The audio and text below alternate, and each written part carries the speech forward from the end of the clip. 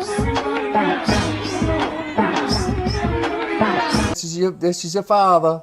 This is your father. Live in the Hive presents Tweet, a timeline of faith, fallout, and timeless influence. Welcome back to Live in the Hive, where we tell the stories behind the music, the moments, and the voices that shape the culture.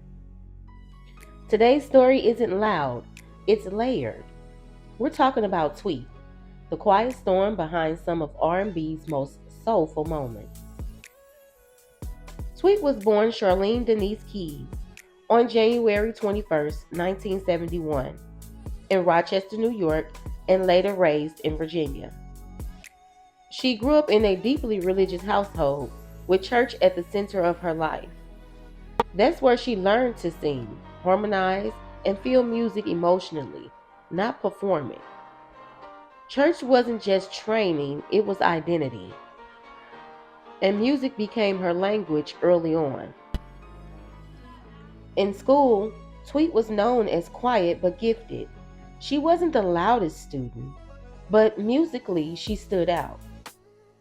She learned instruments, studied music seriously, and began to understand that writing was just as powerful as singing. And that's when her path shifted from performer to creator. Tweet recently shared on her Instagram with her fans this gem that many people don't know. Her first song that she ever wrote professionally was for Ralph Tresvant of New Edition. First song was a song for Ralph Tresvant. It's called A Dreamer for Your Love. When I was in like 8th grade, I think it was. Yeah.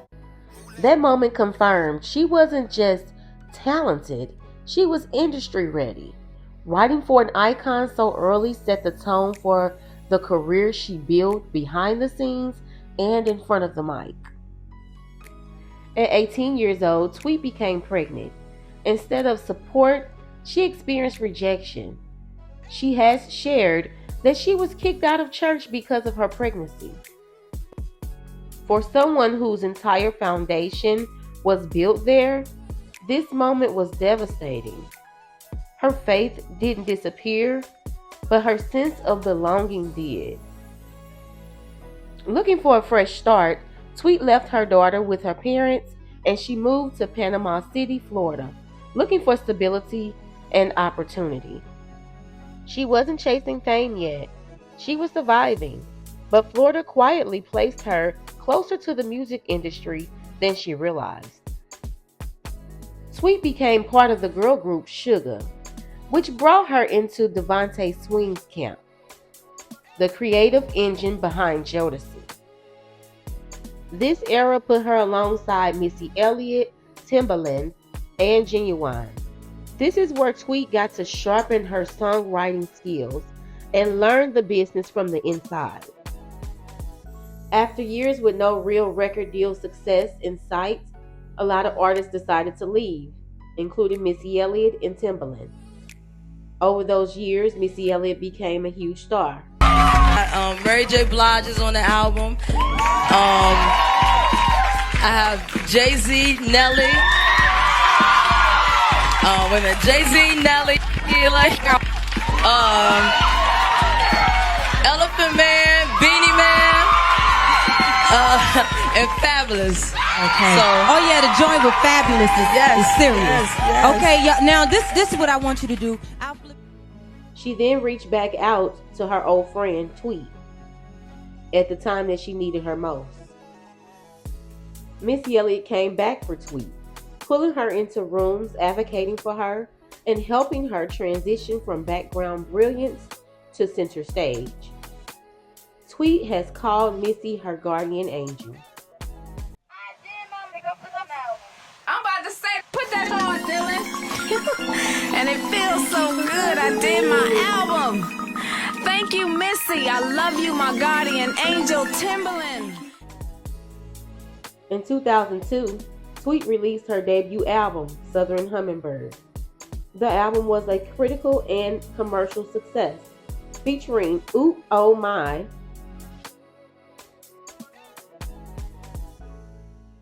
Call Me, and Heaven. Sweet stood out for being soft-spoken, emotionally raw, and unapologetically feminine. Never over singing, she felt it. In 2005, Tweet released her second album, It's Me Again. Despite strong vocals and songwriting, the album failed to meet commercial expectations. And in the industry, perception matters more than talent. The moment marked the beginning of label instability and reduced support. Behind the scenes, Tweet was struggling. She had spoken openly about battling depression and using alcohol as a coping mechanism during this period. Whatever it is you gotta do, it won't hurt me. When I decided to talk about my suicidal thoughts, depression and stuff, I thought it would help someone back then. And I still have bouts with it. Like this whole pandemic and stuff really took people on a ride, not knowing what was going to happen and stuff. So I felt good about talking about it. And I'm always going to be an open book because you never know who's listening or who's watching. So I'm glad it's in everybody's vocabulary now, and it has a light on it now, so people can deal with it and act like it's just not some disease or something like that, but it's just everyday people go through it. She continued functioning, but emotionally she was sinking. Eventually, Tweet reached her breaking point. She chose sobriety, healing, and a return to God. She stepped away from the spotlight, not to quit music, but to save herself. In 2016, Tweet released Charlene, a deeply personal album. This wasn't about radio, it was about truth. The album reflected healing, maturity, and spiritual grounding. It marked her reclaiming her narrative. As the industry evolved, Tweet influence began showing up quieter but powerful ways.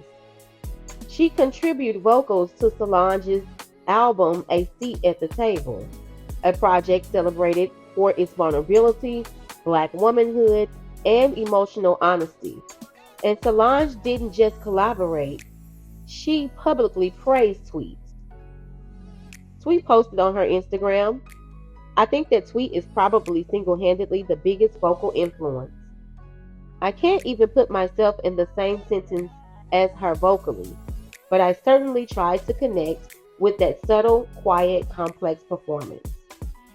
When I couldn't deliver that, I actually called her and requested that she come in and put that on 3 songs. She did, and she killed it. She's phenomenal. I am in the Tweet fan club, Solange." Tweet's influence has never faded. Her work has been sampled by a new generation, including Bryson Tiller, Jack Harlow, Gold Link, and Ty Dolla $ign. Her sound has become part of modern R&B DNA. Whatever, you're doing too much right now. You're doing too much.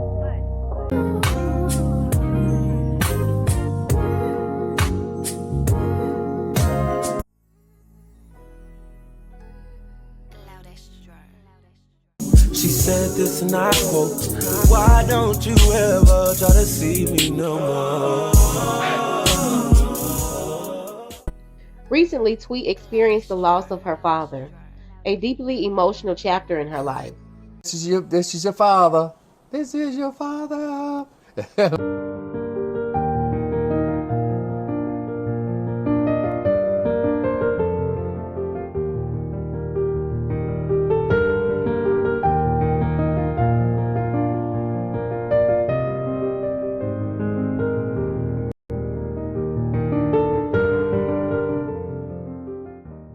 She continues to create. She released new music, including Toot Toot, a song centered on breakup healing, emotional release, and choosing joy again. Sometimes healing doesn't sound heavy. Tweet didn't chase the spotlight. She protected her peace, honored her gift, and left a blueprint that artists are still studying today. And that's why her story matters. Thank you so much for watching Live in the Hive. Be sure to like, comment, and subscribe. Peace.